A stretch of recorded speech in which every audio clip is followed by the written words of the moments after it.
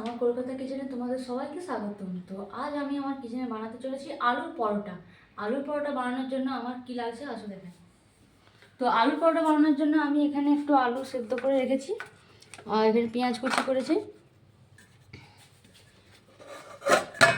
আর এখানে এই ডিশে আলুর পরোটা বানানোর জন্য একটু ডো গুলে রেখেছি আগে থেকে। এটা আমি আধ ঘন্টা আগে থেকে গুলে রেখেছিলাম যাতে অনেকটা সফট হয়ে যায়।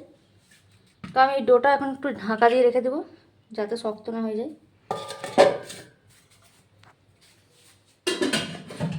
আলুর পুরটা আমি বানিয়ে নেবো। আলুর পুরটা বানানোর জন্য এই আলুর পুরটাকে আমি ভেজে নেবো কড়াই।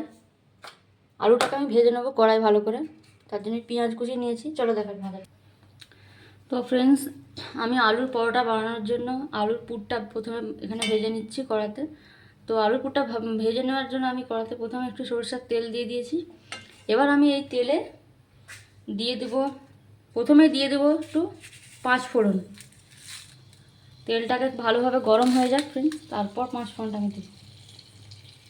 আমি নিয়েছি একটুখানি সরষের তেল। সরষের তেল না হলে সাদা তেলে ভালো লাগবে না আলুর পুরটা বানাতে।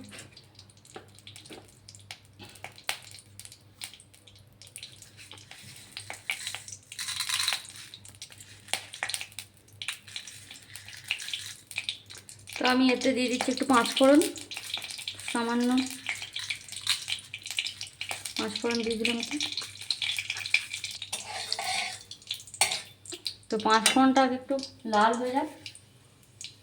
5 ফোড়নটা একটু ভালোভাবে লালচে লালচে হয়ে গেলে তারপর আমি এতে দিয়ে দেবো পেঁয়াজ কুচিয়ে রাখা পেঁয়াজটা আমি দিয়ে দেবো। একটু ভাজা ভাজা হয়ে যাক। এখনই পেঁয়াজটা দেবো না, তাহলে 5 ফোড়নের সেন্টটা পাওয়া যাবে না। এবার আমি দিয়ে দেবো কুচিয়ে রাখা পেঁয়াজ। 5 ফোড়ন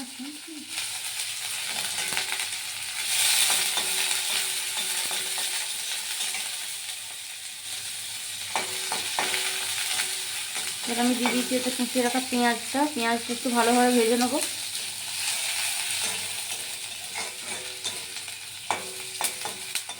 পেঁয়াজটা আরও ভালোভাবে ভাজতে হবে ফ্রেন্ড, এইরকম সাদা থাকলে হবে না।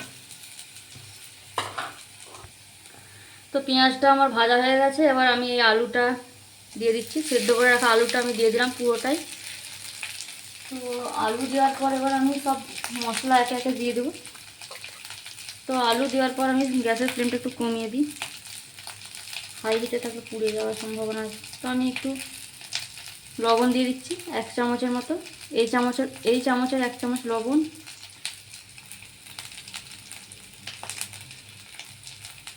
1 চামচ লঙ্কার গুঁড়ো, আধা চামচের মতো হলুদ গুঁড়ো, আধা চামচ ধনে গুঁড়ো, আর আধা চামচ জিরে গুঁড়ো দিয়ে দেবেন।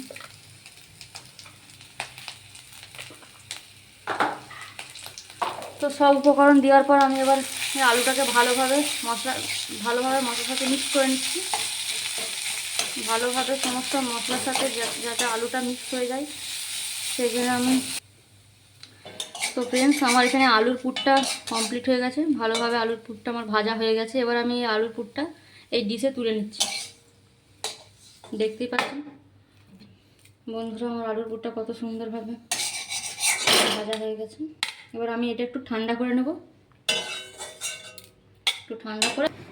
তো ফ্রেন্ডস, আমার আলুর পুরটা আমি বাইরে ঠান্ডা করতে রেখেছি, ঘরের ভিতর ঠান্ডা করতে দিয়েছি। আর আমি এখানে এই আলুর পরোটা বানানোর জন্য আমি পরোটাগুলো বেলে নেব।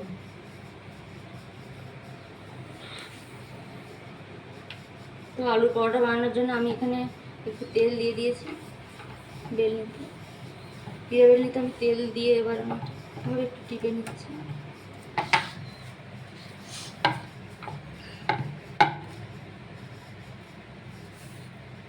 আলুর পরোটা বানানোর জন্য আমি পরোটাগুলো ভালো করে বেলে নিচ্ছি। প্রথমে আমি একটা পরোটা বেলে নেব। এই পরোটাটা খুব মোটা বা খুব পাতলা হলেও চলবে না, মিডিয়ামভাবে বেলতে হবে।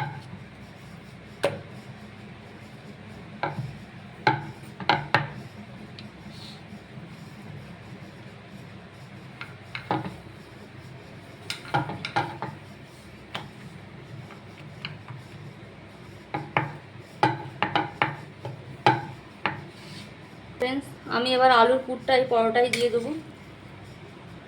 আলুর পরোটা বানানোর জন্য আমি পুরটা দিয়ে দিলাম পরোটার একবারে মাঝখানে এটা দিয়ে দিতে হবে। ধারে দিলে হবে না, ধারে দিলে ভাজার সময় বেরিয়ে যাওয়ার সম্ভাবনা বেশি থাকে, বেরিয়ে যাবে সম্ভাবনা বেশি থাকবে না, ধারে দিলে ফেটে বেরিয়ে যেতে পারে।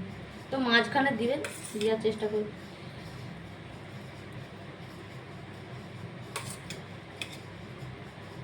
দেখতেই পাচ্ছ কত সুন্দরভাবে আলুর পুরটা আমি বানিয়ে নিয়েছি।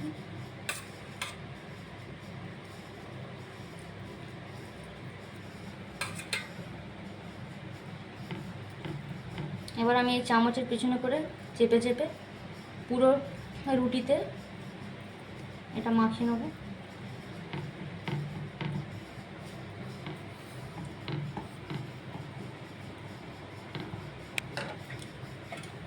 তো ফ্রেন্ডস, আমি এই যে রুটিটা আছে এর চারিপাশটা একটু পানি লাগিয়ে দেবো হাতে করে। পানি এই কারণে লাগাচ্ছি যাতে আমি এর উপর যে ডবল পাটটা দিব, ডবল রুটিটা এর উপর চিপকাবো, সেটা যাতে ভালোভাবে চিপকে যায়, সেই জন্য আমি পানিটা লাগিয়ে দিই। সেই জন্য আমি একটু একটু ধারে পানি লাগিয়ে দিচ্ছি।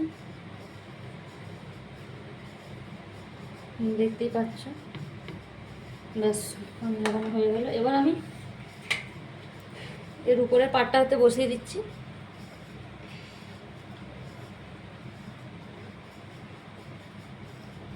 একটু হাত দিয়ে বাড়িয়ে নেব, বাড়িয়ে চিপকে দেবো।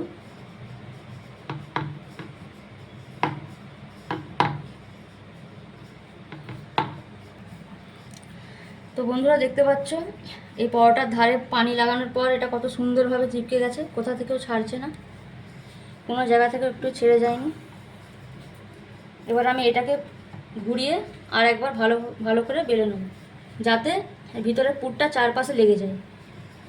এর ভিতরে যে আলুর পুরটা দিয়েছি এটা যাতে চারপাশে একটু ভালোভাবে লেগে যায়, সেই জন্য আমি হালকা হাতে বেলে নিচ্ছি পরোটাটা।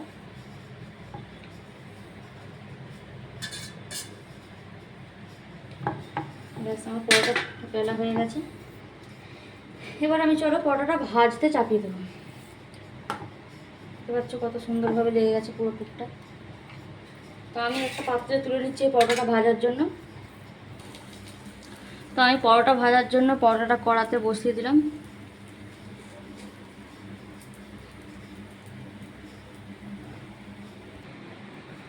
তো ফ্রেন্ডস, আমার এখানে আলুর পরোটা কমপ্লিট। দেখতে পাচ্ছ কত সুন্দরভাবে আমি একটা আলুর পরোটা বানিয়ে নিয়েছি, বানিয়ে দেখাচ্ছি তোমাদেরকে। তো তোমরা ফ্রেন্ডস ভালো থাকো, সুস্থ থাকো, এবং আমার এই রেসিপিটি যদি ভালো লেগে থাকে আমার চ্যানেলটি একটি লাইক, শেয়ার এবং ফলো করে দিও।